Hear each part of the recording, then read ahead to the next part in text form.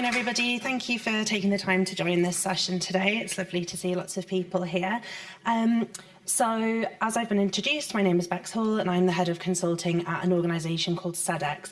Hands up if you are familiar with Sedex, if you've heard of us.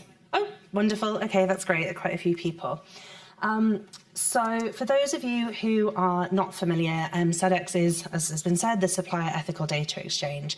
We exist to empower supply chains globally to be more sustainable. So we enable companies to connect with each other, conduct their supply chain due diligence on sustainability matters, and drive positive sustainable change. As my title suggests, I'm the head of consulting, so alongside the digital tools that Sedex has and also SMATA, which is a social auditing methodology, we also have a consulting department where we work with businesses, governments and industry organisations around the world, again, on their sustainable supply chains, strategy and other sustainability topics. Do feel free to scan the QR code. It will take you to a way of connecting with me, but we're also at the booth for the rest of the day as well if you'd like to talk any more about the topics and what we can do. The timer on here isn't working, just FYI, so I might need someone to time keep for me, thank you. Okay, so why are we here to talk about the future of sustainable procurement? As a bit of a recap for anyone who might not be familiar with that topic yet, or who didn't attend our workshop yesterday, sustainable procurement, broadly speaking, is an approach to procurement that integrates environmental, social and economic considerations into supply chain management and sourcing choices. Are there many people in the room who work in procurement? Again, could you pop your hands up, please? Okay. Wonderful. So you might be familiar with some of the things I'm about to talk about, and please do contribute when we get to the question and answer session as well if you have anything to add.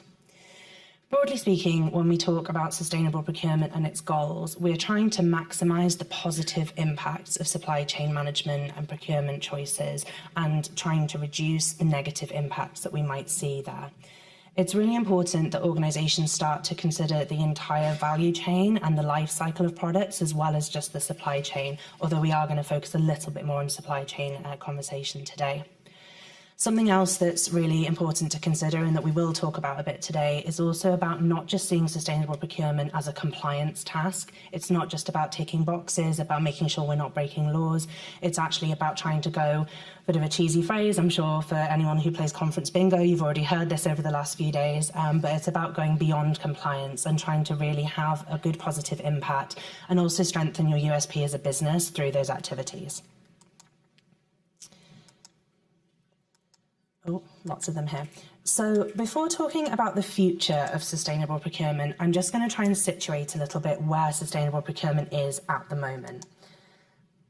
You can see on the screen in front of you a range of headlines that have come out over the last sort of year or so about various different organisations around the world who are facing some challenges with their sustainable procurement activities.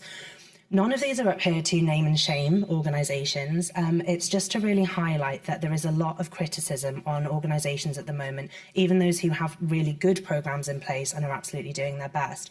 There's a huge amount of criticism and focus on, well, what are you doing? There's challenges in your supply chain, how are you trying to address them? And it also really highlights the risks that you might see in different international supply chains across a range of different industries. Unfortunately, no business is immune from the risks that you might see in your supply chain when it comes to sustainability, so your social, environmental and economic risks. And again, this is just here to try and highlight some of these. Oh, there's a lot of them.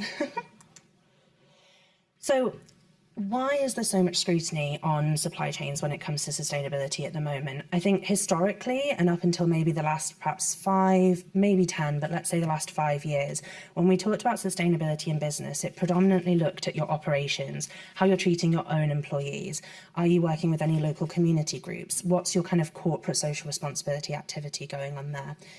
There has been a vast swing, as we say, towards the angle of considering procurement and really putting procurement front and centre in sustainability issues over this time period.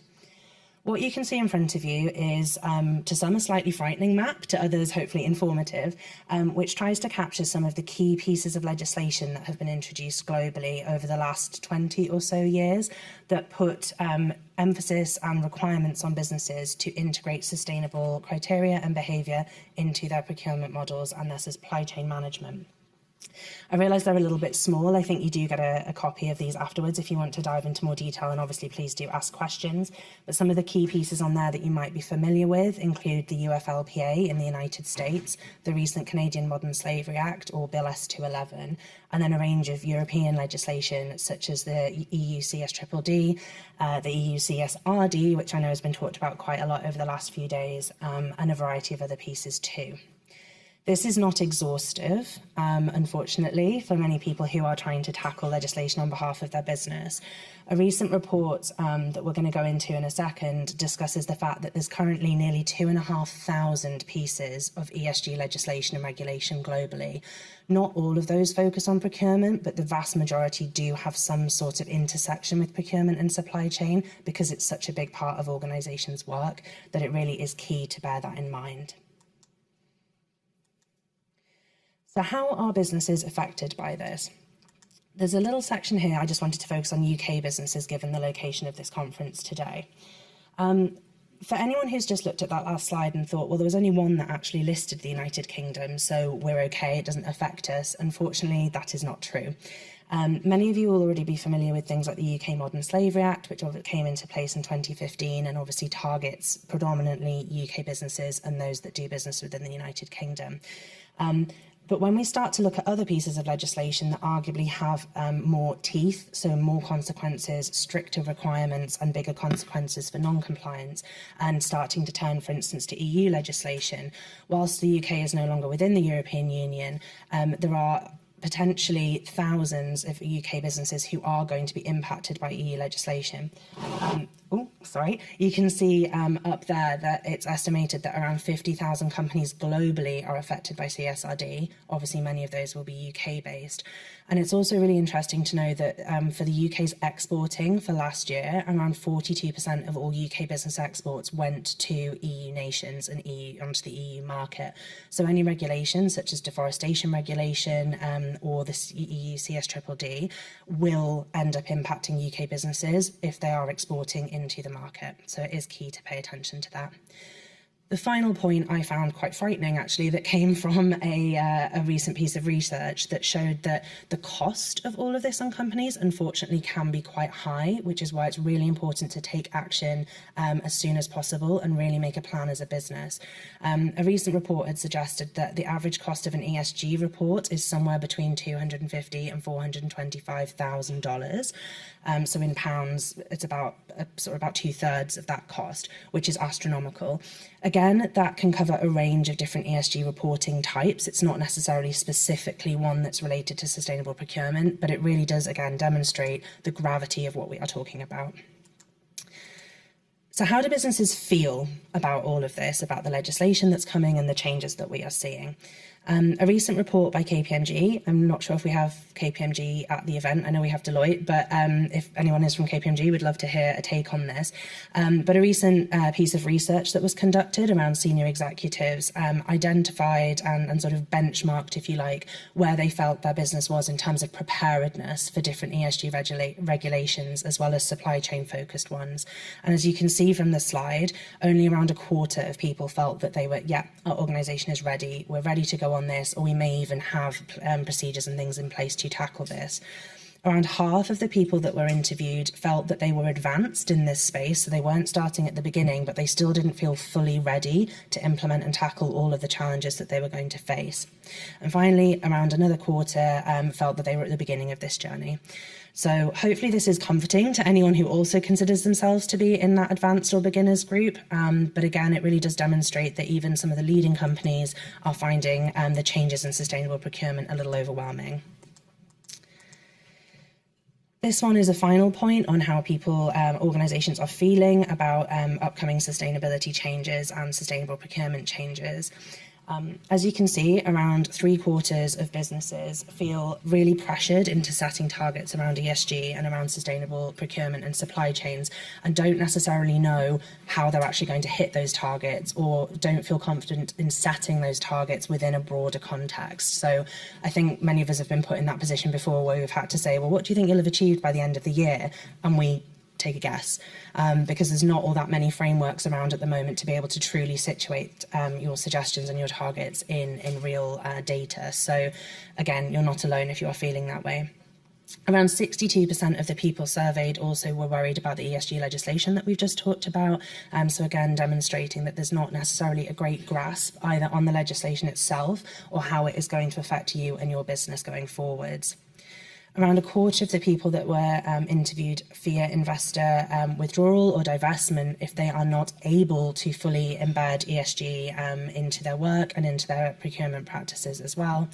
And then finally, not quite as relevant to this discussion, but around 4/5 of people interviewed also said that whilst they're a bit confused about targets and perhaps not super certain on what the targets for their business should be, they are really essential in achieving the UK's own carbon and sustainability related goals.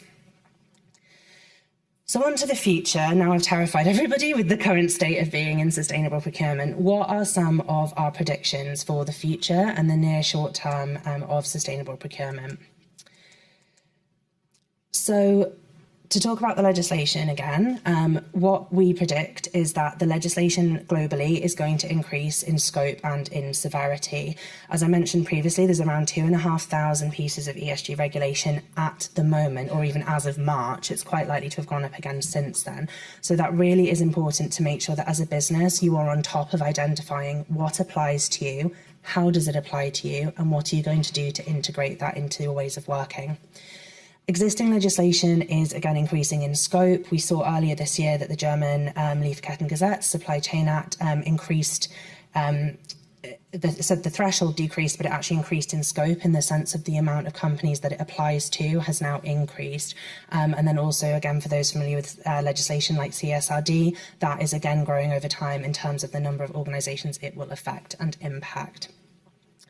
It's also key to know that the actual implications of that legislation or different pieces of legislation are getting stronger, and the penalties and the severity of penalties are also increasing as more legislation comes out. The second prediction that we have is that climate change related disruption is going to increase. A recent report from CDP of around 8,000 businesses said that the cost of climate change related disruption and environmental related disruption to those businesses alone, this is not globally, just to those businesses, was valued at around 120 billion, sorry, can't quite see whether it's a million or a billion there, billion by 2026. So if you break that down by 8,000, that's a colossal amount of money. Even globally, that's a huge amount. But when we're talking about a select group of companies, it's massive. The report also highlighted that the three industries you can see in front of you, manufacturing, food, bev and agriculture and power generation, were those that were going to be the most significantly impacted. So for those of you that either are in those industries or have those industries in your sphere of business, the risks are really quite significant there. To link those together, there's a couple of examples here on the screen in front of you. All of these are from the last 3 years. The top one is actually not specifically climate change related. It's an intersection between climate change and social. So the Canadian logistics strikes that occurred earlier this year and also in 2023, I don't know if they affected anyone in the room, but they caused mass disruption in terms of business in Canada and transportation of goods and services across the country. The other three examples are ones that all hit the headlines actually. So recent flooding in Dubai, which caused grounding at the airport for several days. Again, massive logistics hub, which caused great disruption. Flooding in Kuala Lumpur, and then also the UK's own bizarre weather. It's beautiful today, but I think we all know it's changing quite rapidly, having a really big impact on agriculture and the agricultural sector. So when we're talking about these climate change related disruptions, unfortunately, they are no longer hypothetical in a lot of situations. They're impacting businesses today. The third prediction links those two things together. So the intersection between changing legislation, which in many cases is trying to curb the effects of climate change and negative social impact, and then the actual real life impacts of those problems. The specific example that we have here is around cotton. So there is a lot of legislation in place, particularly in North America at the moment, which prohibits the importation of cotton from certain regions in the world under the UFLPA and other pieces of regulation. However, what we can also see see is that around half of cotton growing regions in the world are under severe threat from climate change, which means that it's quite likely that they're either going to no longer be able to produce cotton in the future, or that there's going to be really significant investment needed in irrigation and other techniques to continue to use them as cotton growing regions. Those two things combined are going to create a large problem for anyone who has cotton in their supply chain, because where will you physically be able to get it from, and then where will you legally be able to get it from, is going to become a slimmer and slimmer margin. Particularly within the EU as well, the upcoming forced labour ban, which is still being worked out a little bit, but if that follows anything like the UFLPA in the United States, we can expect similar consequences for the European Union as well. The fourth, sorry, there's a lot of what's the word, clicky things. Animation, that's the one. The fourth prediction, here we go. Again, this is something that's been talked about quite a lot today and yesterday as well, is around collaboration. So the fourth prediction, and again, for many, you're working on it already, is that collaboration is absolutely going to be needed, and it's going to have to increase to share the activities of due diligence that are needed and the changes that we all need to make in our procurement practices to try and be as sustainable as possible and meet regulation. This talks about collaboration within your own teams, within your own businesses. So CSRD, I think, has brought the finance department racing into talking about sustainability conversations where they might previously not have been as involved. But what we're going to see is that other departments and other areas of businesses are also going to be linked in very clearly to procurement and sustainability over time. And that collaboration is really key to achieve the goals we all need to achieve. The collaboration is also really going to be needed with your own suppliers, whether that's direct or indirect. We talked a little bit yesterday in a workshop about the power dynamic between buying and supplying organisations shifting over time, as no longer is it the case that a buying organisation can sort of dictate to a supplier and say, we need you to do this and we need it now. As people's supply chain sort of nexus and network grows, the leverage and the shift in the dynamic of power between buyers and suppliers is really changing, and that really strong, trusting relationship is going to be needed to make sure that we're all working together. The colourful donut that you can see on the right-hand side of the slide, I just want to briefly draw attention to. This is a visual representation of the amount of audits, so SMETA audits, which are our Sedex kind of methodological audits, done over a set period of time. What this graph shows is the range of the number of sites that the suppliers who've had those audits own. And it's between 1 site and 2,800 sites. So when we're saying, oh, I purchase a clicker from this person for my business, that could potentially have been pulled together across nearly 3,000 sites of operation and work to create one product. And I think that that's missed quite a lot of the time, that we assume a supply chain is one person, then sorry, this is in the way, one person, then one person, then one person, and actually it really isn't. So in order to do any sort of due diligence over that vast array of supply chain and supply chain network, collaboration really is going to be key.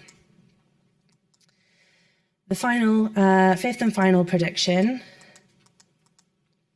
there we go, I think that's all of it, links all of this together actually, and we've touched on it already, is that companies are going to need to ensure that sustainable procurement is integrated into their strategies and into their business activities more broadly as soon as possible.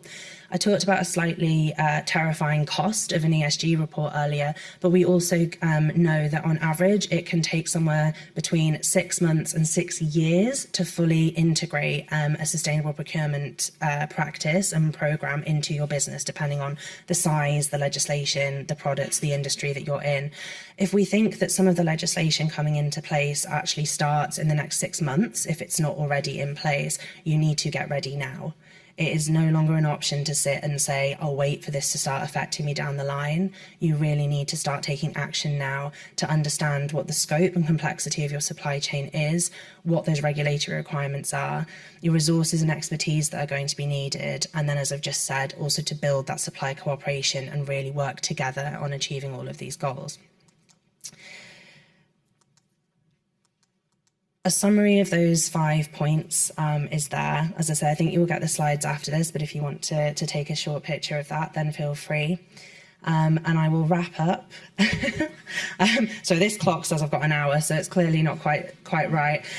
So I will wrap up here with three messages or questions, if you like, before we do turn to questions, is what should you do next as an organisation? Ask yourself, where am I in this situation, and where are we as a team in this situation at the moment? Do we know which regulation exists? Do we know which regulation applies to us? Do we know where our risks sit within our supply chains? Do we have climate related disruption risk? Do we have social risk?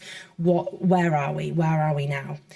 Analyse that information, pull in your colleagues from other departments, understand where you are, and really sit and make an educated suggestion or an educated decision about what can feasibly be done and what you need in order to be able to achieve that. And finally, act. As I've said, the time to ponder sustainable procurement is long gone, and the time to act really is now. Thank you.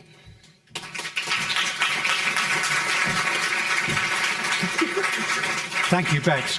Crystal clear, and you can always tell when a presentation is going so well by the amount of cameras going up to take pictures of the slides. And do you know what? You particularly concentrated on some themes that we've drawn out throughout these 2 days, which is collaboration is key. Act now, start on the work now. And the one that interests me most, it's a personal thing, is the fact that if people actually walk the walk, do the work, not just ticking the boxes, then they're the ones that are going to attract the investment and get new business, because everybody's looking across their value chains for companies that are doing the right thing. So amazing stuff. Any questions for Bex?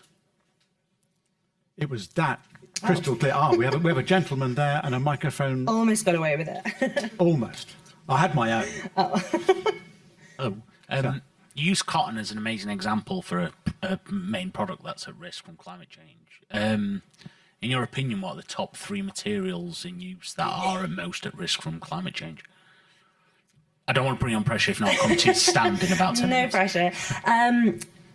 It's a difficult question to answer, because I think it depends which region of the world you're sourcing from as to which ones are most at risk. I think cotton, as you say, is quite a common example. Fresh produce, when we talk about fruits and vegetables, are a really significant sort of product category, if you like, that are at risk at this point in time, due to they're just incredibly climate vulnerable. There's a lot of work going on in regenerative agriculture and various different technological techniques to try and weatherproof, if you like, different fresh produce, but that really is quite significant. I think the other one linked to that is seafood, anything that comes out of the sea. We've had some really interesting talks over the last few days about algae and how the use of algae in different products, whether it's plastics, whether it's pharmaceuticals, etc., is really growing, and that again is going to be a real challenge due to rising sea levels, desalination, changing concentrations of water and temperature. And then I think it is a fourth, but the other one then actually I think I would probably say pharmaceuticals, because of the dependence on natural substances. Whilst we think a lot of pharmaceuticals these days are actually highly, highly chemical, a lot of the base ingredients for pharmaceuticals are natural and vulnerable as well. Yeah, not to be miserable, but yes. Yeah. And just one last observation before we have to close. I was reading that Sedex and your own independent research said that in North America, 40% of procurement leaders said that sustainability does not play a part in their decision making. That's incredible. We shouldn't just point out North America. It's got to be replicated in different degrees around the world. Absolutely. How do you turn that tank around? This is why I have a job. This is a big question that keeps me up at night. How do we do that? I suppose it depends who you're asking, but broadly speaking, how do we change that around? I think it's about trying to look at leadership in the context of this as a friend and not an enemy, and make ourselves sit at perhaps different sides, but different sides of the same table. So having those conversations, it's about using their language, maybe their decision points, their KPIs, to really demonstrate why this is valuable. And it shouldn't all be about risk. Like, we have talked about some quite frightening risks here, so absolutely that is key. But it's also, to your point, what are the opportunities? What is the business USP? What is the commercial reality of integrating sustainability into your decision making and your actions? And then what's the reality if you don't? Brilliant. Bex, crystal clear, brilliant advice as well. Thank you so much. You're welcome. And are you around for the rest of the day? Because Yes. I see Sedex has got a stand here. Yes, if you're here live. Yes. Yeah. Any further questions? Yeah. Please do. Thank you very much, everybody. Thank you, Bex Hall.